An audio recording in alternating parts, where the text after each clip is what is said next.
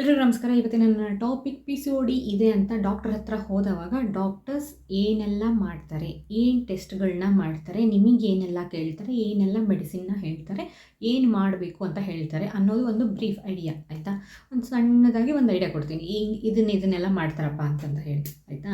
So first thing ಏನು ಮಾಡ್ತಾರೆ doctors ಅಂತಂತಂದರೆ ನಿಮ್ಮ ಮೆಡಿಕಲ್ ಹಿಸ್ಟ್ರಿನ ಕಲೆಕ್ಟ್ ಮಾಡ್ಕೊತಾರೆ. ಅಂದರೆ ನಿಮಗೇನಾದರೂ ಮುಂಚೆ ಯಾವುದಾದ್ರೂ ರೋಗ ಇತ್ತಾ, ದೊಡ್ಡ ರೋಗ ಇತ್ತಾ, ಸಣ್ಣ ರೋಗ ಇತ್ತಾ, ಏನಾದರೂ ಪ್ರಾಬ್ಲಮ್ ಇತ್ತಾ, ನೀವೇನಾದರೂ ಸ್ಪೆಸಿಫಿಕ್ಕಾಗಿ ಟ್ರೀಟ್ಮೆಂಟ್ ಏನಾದರೂ ತೊಗೊಂಡಿದ್ರಾ, ಮೆಡಿಸಿನ್ ಏನಾದರೂ ತೊಗೊತಾ ಇದ್ದೀರಾ, ಡೈಲಿ ಬೇಸಿಸ್ ಮೇಲೆ ಯಾವುದಾದ್ರೂ ಮೆಡಿಸಿನ್ ತೊಗೊತಿದ್ದೀರಾ ಅನ್ನೋದು ಒಂದು. ಆ್ಯಂಡ್ ಫ್ಯಾಮಿಲಿ ಹಿಸ್ಟ್ರಿ ಕಲೆಕ್ಟ್ ಮಾಡ್ಕೊತಾರೆ. ನಿಮ್ಮಪ್ಪ ನಿಮ್ಮ ಅಮ್ಮಂಗೆ ಏನಾದರೂ ಹೆಲ್ತ್ ಇಶ್ಯೂಸ್ ಲೈಕ್ BP ಆಗಿರ್ಬೋದು, ಶುಗರ್ ಆಗಿರ್ಬೋದು, ಹಾರ್ಟ್ ಡಿಸೀಸಸ್ ಆಗಿರಬಹುದು, ಏನಾದರೂ ಪ್ರಾಬ್ಲಮ್ ಇದೆನಾ ಅನ್ನೋದನ್ನು ಕಲೆಕ್ಟ್ ಮಾಡ್ತಾರೆ. ಆ್ಯಂಡ್ ಎಷ್ಟು ವರ್ಷದಿಂದ ಶುಗರ್ ಏನಾದರೂ ಇತ್ತು ಅಂತಂದರೆ ಎಷ್ಟು ವರ್ಷದಿಂದ ಅಪ್ಪಂಗೆ ಶುಗರ್ ಇದೆ ಅನ್ನೋದನ್ನು ಕೇಳ್ಕೊತಾರೆ ಆಯಿತಾ. ಏನಕ್ಕೆ ಅದು ತುಂಬ ಇಂಪಾರ್ಟೆಂಟ್ ಅಂತಂದರೆ ತಂದೆಯಿಂದ ಮಗಳಿಗೆ ಫಸ್ಟ್ ಮಕ್ಕಳಿಗೆ ಬರುವಂತಹ ಸಾಧ್ಯತೆ ಜಾಸ್ತಿ ಇರುತ್ತೆ ಶುಗರ್ ಆಯಿತಾ. ಸೊ ಯಾವಾಗ ಅದು ಶುಗರ್ದು ಸ್ಟಾರ್ಟಿಂಗ್ ಪಾಯಿಂಟ್ ಏನು, ಇನ್ಸುಲಿನ್ ರೆಸಿಸ್ಟಿವಿಟಿಯಿಂದನೇ ಸ್ಟಾರ್ಟ್ ಆಗುತ್ತೆ ಆಯಿತಾ. ಅದನ್ನು ಹೆಣ್ಮಕ್ಕಳಿಗೆ, ತಂದೆಯಿಂದ ಹೆಣ್ಮಕ್ಕಳಿಗೆ ಬರೋದು ಜಾಸ್ತಿ. ಓಕೆ, ಸೊ ಹಾಗಾಗಿ ಅದನ್ನು ಕಲೆಕ್ಟ್ ಮಾಡ್ಕೊತಾರೆ. ಇನ್ಸುಲಿನ್ ರೆಸಿಸ್ಟಿವಿಟಿ ಇತ್ತು ಅಂತಂತಂದರೆ ನೆಕ್ಸ್ಟ್ ಮೇಲೆಗೆ PCODನೂ ಸ್ಟಾರ್ಟ್ ಆಗುತ್ತೆ ಆಯಿತಾ. ಆ PCODಯಿಂದ next later in time diabetes ಬರುವಂಥ ಚಾನ್ಸಸ್ ಕೂಡ ಇರುತ್ತೆ ಆಯಿತಾ ನಮಗೆ ಆಯಿತಾ. ಸೊ ಹಾಗಾಗಿ ಮೆಡಿಕಲ್ ಹಿಸ್ಟ್ರಿ ಎಲ್ಲ ಕಲೆಕ್ಟ್ ಮಾಡ್ಕೊತಾರೆ. ಅದಾದ ಮೇಲೆ ಫಿಸಿಕಲ್ ಸಿಮ್ಟಮ್ಸ್ನ ನೋಟ್ ಮಾಡ್ಕೊತಾರೆ.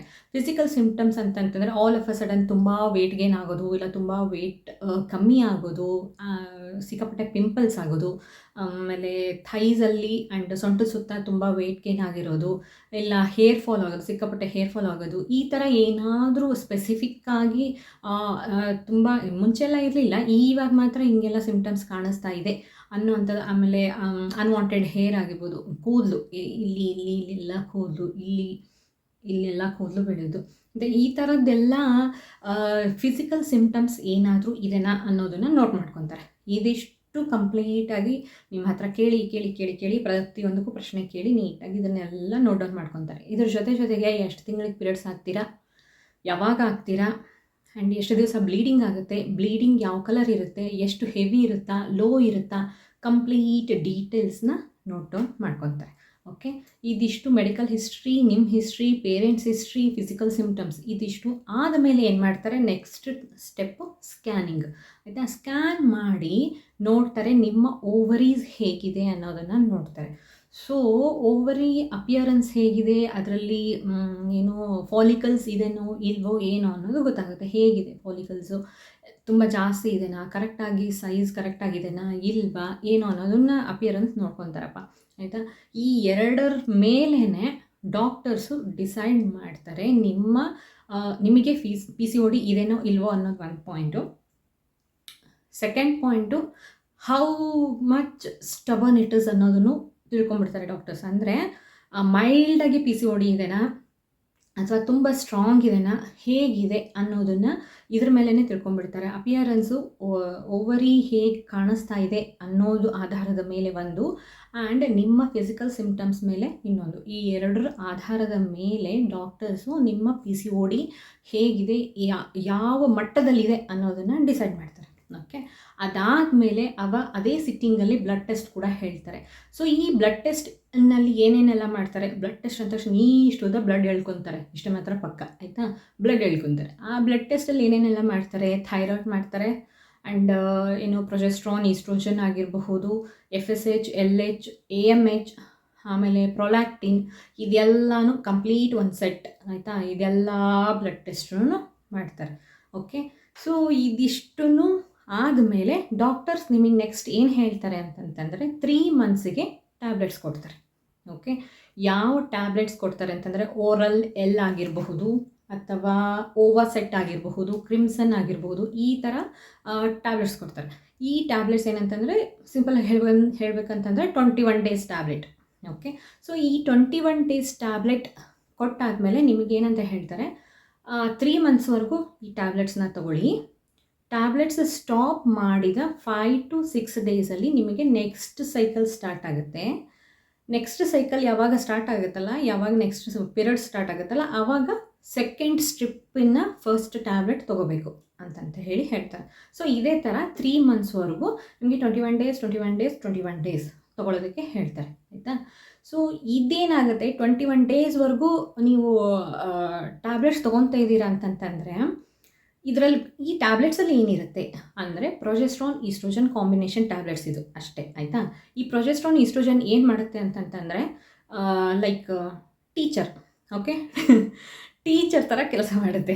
ಹೇಗೆ ಟೀಚರ್ ಅಂತಂತಂದರೆ PCOD ಇದ್ದವಾಗ ಹಾರ್ಮೋನಲ್ ಇಂಬ್ಯಾಲೆನ್ಸ್ ಯೂಶುವಲ್ ಆಗಿರುತ್ತೆ. ಸೊ ಹಾರ್ಮೋನಲ್ ಇಂಬ್ಯಾಲೆನ್ಸಿಂದನೇ PCOD ಆಗಿರುತ್ತೆ. ಸೊ ಅವೆರಡು ಹ್ಯಾಂಡ್ ಇನ್ ಹ್ಯಾಂಡ್. ಸೊ ಯಾವಾಗ ಈ ಹಾರ್ಮೋನಲ್ ಇಂಬ್ಯಾಲೆನ್ಸ್ ಇರುತ್ತೆ, ಈ progesterone oestrogen FSH LH prolactin thyroid ಇವೆಲ್ಲ ಹಾರ್ಮೋನ್ಸು ತೈತಕ ಅಂತ ಕುಣಿಯೋದಕ್ಕೆ ಸ್ಟಾರ್ಟ್ ಮಾಡಿಬಿಟ್ಟಿರ್ತವೆ ಕ್ಲಾಸ್ ರೂಮಲ್ಲಿ. ಆವಾಗ ಈ ಓರಲ್ ಎಲ್ ಅಥವಾ ಓವಲ್ ಎಲ್ ಅನ್ನುವಂತಹ ಟ್ಯಾಬ್ಲೆಟ್ಸು ಯಾರು ಇವರೆಲ್ಲ ಪ್ರೊಜೆಸ್ಟ್ರಾನ್ ಈಸ್ಟ್ರೋಜನ್ ಕಾಂಬಿನೇಷನ್ ಇರೋ ಅಂತಹ tablets like maths and science teacher ಥರ, ಓಕೆ. ಇವರು ಕ್ಲಾಸಿಗೆ ಬರ್ತಾರೆ, ಡೈಲಿ ಅದೇ ಟೈಮಿಗೆ ಬರ್ತಾರೆ. ಮಕ್ಕಳನ್ನೆಲ್ಲ ನೀಟಾಗಿ ಕೂರಿಸಿ ಪಾಠ ಹೇಳ್ಕೊಡ್ತಾರೆ. ಸೊ ಮಕ್ಕಳೆಲ್ಲ ನೀಟಾಗಿ ಕೂತ್ಕೊಂಡಿರ್ತಾರೆ. ಅಂದರೆ ಎಲ್ಲ ಹಾರ್ಮೋನ್ಸು ಕರೆಕ್ಟಾಗಿ ಒಂದೇ ಲೆವೆಲಲ್ಲಿ ಮೇಂಟೈನ್ ಆಗ್ತಾ ಇರ್ತಾರೆ, ಯಾರೂ ಗಲಾಟೆ ಮಾಡ್ತಾ ಇರಲ್ಲ, ಓಕೆ. ಇದೇ ಥರ 21 ಡೇಸೂ ಈ ಟೀಚರ್ಸ್ ಬಂದು ಅಂದರೆ ಓರಲ್ ಎಲ್ ಆರ್ ಓವಾಸೆಟ್ ಈ ಟ್ಯಾಬ್ಲೆಟ್ಸ್ನ ಬಂದು ಏನು ಮಾಡ್ತಾರೆ ಅಂತಂದರೆ ಕಂಟಿನ್ಯೂಸ್ ಆಗಿ ಕ್ಲಾಸ್ನ ಮೇಂಟೈನ್ ಮಾಡ್ತಾರೆ. That is your uterus and ovaries, ಆಯಿತಾ. ನೀಟಾಗಿ ಅಲ್ಲಿರೋ ಮಕ್ಕಳನ್ನೆಲ್ಲ ಶಾಂತವಾಗಿಟ್ಟು ಕರೆಕ್ಟಾಗಿ ನಿಮ್ಮ ಮೆನ್ಸ್ಟ್ರೇಷನ್ನ ಮೇಂಟೈನ್ ಮಾಡ್ತಾರೆ. ಅಂದರೆ ಕ್ಲಾಸ್ ರೂಮ್ನ ಮೇಂಟೈನ್ ಮಾಡ್ತಾರೆ, ನಿಮ್ಮ ಯೂಟ್ರಸ್ನ ಮೇಂಟೈನ್ ಮಾಡ್ತಾರೆ. ಆದಮೇಲೆ 21 ಡೇಸ್ ಆದಮೇಲೆ ಈ ಟೀಚರ್ಸ್ ಏನು ಅನ್ಕೊತಾರೆ, ಓಕೆ ಎಲ್ಲರೂ ಕರೆಕ್ಟಾಗಿದ್ದಾರೆ. ಇದಾದಮೇಲೆ ಯಾವುದೇ ಒಂದು ಕೆಲಸನ 21 ಡೇಸ್ವರೆಗೂ ಮಾಡಿದ್ರೆ it will become a habit ಅಂತ ಹೇಳ್ತಾರಪ್ಪ, ಆಯಿತಾ. ಐ ಡೋಂಟ್ ನೋ 21 ಡೇಸ್ ಮಾಡಿದ್ಮೇಲೆ ನನಗೆ ಹ್ಯಾಬಿಟ್ ಆಗಿಲ್ಲ ಯಾವುದೂ. ಆದರೆ ಯೂಶ್ವಲಾಗಿ ಅದೊಂದು ಹೇಗೆ ಹೇಳ್ತಾರೆ, ಯೂಶ್ವಲಾಗಿ ಅದನ್ನೆಲ್ಲರೂ ಹೇಳ್ತಾರೆ 21 ಡೇಸ್ವರೆಗೂ ಯಾವುದನ್ನೇ ಮಾಡಿದ್ರೆ ಅದು ಹ್ಯಾಬಿಟ್ ಆಗುತ್ತೆ ಅಂತ, ಆಯಿತಾ. ಸೊ ಈ ಟೀಚರ್ಸ್ ಏನು ಮಾಡ್ತಾರೆ, ಆ ಹಾರ್ಮೋನ್ಸ್ನೆಲ್ಲ ಸರಿಯಾಗಿ ಮೇಂಟೈನ್ ಮಾಡೋದ್ರಿಂದ ಆ ಮಕ್ಕಳು ಒಳಗಡೆ ಸುಮ್ಮನೆ ಕೂತ್ಕೊತಾರೆ, ನೀಟಾಗಿ ಇರ್ತಾರೆ ಅಂತಂತ ಹೇಳ್ಬಿಟ್ಟು 21 ಡೇಸ್ ಆದಮೇಲೆ ಇವರು ಹೋಗ್ತಾರೆ. ಇವ್ರು ಹೋದ ತಕ್ಷಣ ಏನು ಮಾಡ್ತಾರೆ, 1 ದಿವಸ ನೋಡ್ತಾರೆ, 2 ದಿವಸ ನೋಡ್ತಾರೆ, 3 ದಿವಸ ನೋಡ್ತಾರೆ, 4 ದಿವಸ ನೋಡ್ತಾರೆ, ಟೀಚರ್ಸ್ ಬರ್ತಾ ಇಲ್ಲ ಅಂತಂತ ಹೇಳ್ಬಿಟ್ಟು ಮತ್ತೆ ತಕತೈ ಅಂತ ಕುಣಿಯೋದಕ್ಕೆ ಸ್ಟಾರ್ಟ್ ಮಾಡ್ತಾರೆ. ಬ್ಲೀಡಿಂಗ್ ಆಗುತ್ತೆ. ಇದೆಲ್ಲ ಆದಮೇಲೆ ಮತ್ತೆ ಹಾರ್ಮೋನ್ಸ್ ಡ್ಯಾನ್ಸ್ ಮಾಡೋದಕ್ಕೆ ಸ್ಟಾರ್ಟ್ ಮಾಡಿತ್ತು ಅಂತಂತ ಹೇಳ್ಬಿಟ್ಟು ಮತ್ತೆ ಹೇಳ್ತಾರೆ ಟ್ಯಾಬ್ಲೆಟ್ಸ್ನ ಬರೋದಕ್ಕೆ ಹೇಳಿ ಅಂತ. ಅದಕ್ಕೆ ಪೀರಿಯಡ್ಸ್ ಸ್ಟಾರ್ಟ್ ಆಗುತ್ತಲ್ಲ, ಪೀರಿಯಡ್ಸ್ ಸ್ಟಾರ್ಟ್ ಆದ 1ನೇ ದಿವಸ ಅಥವಾ 2ನೇ ದಿವಸ ಅಂದರೆ ಈ ಎಲ್ಲ ಹಾರ್ಮೋನ್ಸ್ ಮಕ್ಕಳು ಏನಿದಾರಲ್ಲ ಇವರೆಲ್ಲ ತಕತೈ ಅಂತ ಕುಣಿದಾಡ್ಕೊಂಡು ಯಾವಾಗ ಸ್ಟಾರ್ಟ್ ಮಾಡ್ತಾರೆ, ಬ್ಲೀಡಿಂಗ್ ಯಾವಾಗ ಸ್ಟಾರ್ಟ್ ಆಗುತ್ತೆ ಆವಾಗ ಮತ್ತೆ ತಿರ್ಗಾ ಟೀಚರ್ಸ್ ಬರ್ತಾರೆ, ಅದೇ ಓರಲ್ ಎಲ್ ಟ್ಯಾಬ್ಲೆಟ್, ಓಕೆ. ಮತ್ತೆ ಬಂದು ಮಕ್ಕಳನ್ನ ನೀಟಾಗಿ ಮೇಂಟೈನ್ ಮಾಡ್ತಾರೆ, ಕೂರಿಸ್ತಾರೆ, ಹೇಳ್ಕೊಡ್ತಾರೆ. ನೀವು ಈ ಕೆಲಸ ಮಾಡಬೇಕು, ನೀವು ಈ ಕೆಲಸ ಮಾಡಬೇಕು, ನೀವು ಇಷ್ಟಿಷ್ಟೇ ಇರಬೇಕು, ಜಾಸ್ತಿ ಹೋಗಬಾರ್ದು ಅನ್ನೋದನ್ನೆಲ್ಲ ಹೇಳ್ಕೊಡ್ತಾರೆ. ಸೊ ಎಲ್ಲ ಹಾರ್ಮೋನ್ಸು ಅದೇ ಲೆವೆಲ್ ಇಟ್ಕೊಂಡು ಅವ್ರು ಹೇಳೋದನ್ನೆಲ್ಲ ಕೇಳ್ಕೊತಾರೆ, ಓಕೆ. ಇಷ್ಟೇ ಆಗೋದು. ಇದೇ ಥರ 3 ಮಂತ್ಸ್ ಮಾಡಿದವಾಗ ಒಂದು ರೂಟೀನ್ ಸೆಟ್ ಆಗುತ್ತೆ. ಆವಾಗ ಈ ಎಲ್ಲ hormones okay this is the pattern, we have to follow this when ಅನ್ನೋದನ್ನು ತಲೆನಲ್ಲಿ ಇಟ್ಕೊಂಡು ಓಕೆ ಈಗ ಟೀಚರ್ ಬಂದಿಲ್ಲ ಅಂತಂದ್ರೂ ನಾವು ತಕತೈ ಅಂತ ಕುಣ್ಕೊಂಡೆಲ್ಲ ಮಾಡಬಾರ್ದು, ನೀಟಾಗಿ ಇರಬೇಕು, ಒಳ್ಳೆ ಮಕ್ಕಳ ಥರ ಅಂತಂತ ಹೇಳಿ ಇರ್ತಾರೆ, ಆಯಿತಾ. ಹಾರ್ಮೋನಲ್ ಇಂಬ್ಯಾಲೆನ್ಸ್ ಕಂಟ್ರೋಲ್ ಆಗುತ್ತೆ, ಒಳ್ಳೆ ಕ್ಲಾಸ್ ರೂಮ್ ಎನ್ವಿರಾನ್ಮೆಂಟ್ ಇರುತ್ತೆ. ಸೊ ನಿಮಗೆ ಪ್ರಾಬ್ಲಮ್ಸ್ ರೆಡ್ಯೂಸ್ ಆಗುತ್ತೆ, ಓಕೆ. ಇದಿಷ್ಟೇ ಸಿನಾರಿಯೋ. ಹಿಂಗೆ ಆಗುತ್ತೆ 21 ಟ್ಯಾಬ್ಲೆಟ್ಸ್ದು 3 ಮಂತ್ಸ್ವರೆಗೂ ತೊಗೊಂಡಾಗ. ಇದರಲ್ಲಿ ಇನ್ನೂ ಒಂದು ಪಾಯಿಂಟ್ ಏನಪ್ಪ ಅಂತಂತಂದರೆ 21 ಟ್ಯಾಬ್ಲೆಟ್ಸ್ ತೊಗೊಂಡಾದಮೇಲೆ ನಿಮಗೆ ಬ್ಲೀಡಿಂಗ್ ಸ್ಟಾರ್ಟ್ ಆಗಿಲ್ಲ, 5 ಡೇಸ್ ಆದರೂ ಸ್ಟಾರ್ಟ್ ಆಗಿಲ್ಲ, 7 ಡೇಸ್ ಆದರೂ ಸ್ಟಾರ್ಟ್ ಆಗಿಲ್ಲ, 8 ಡೇಸ್ ಆದ್ರೂ ಸ್ಟಾರ್ಟ್ ಆಗಿಲ್ಲ ಅಂತಂತಂದರೆ ಫಸ್ಟ್ ಥಿಂಗು ನೀವು ಕಿಟ್ ತಂದು ಚೆಕ್ ಮಾಡಬೇಕು, ಫಸ್ಟ್ ಥಿಂಗ್, ಆಯಿತಾ.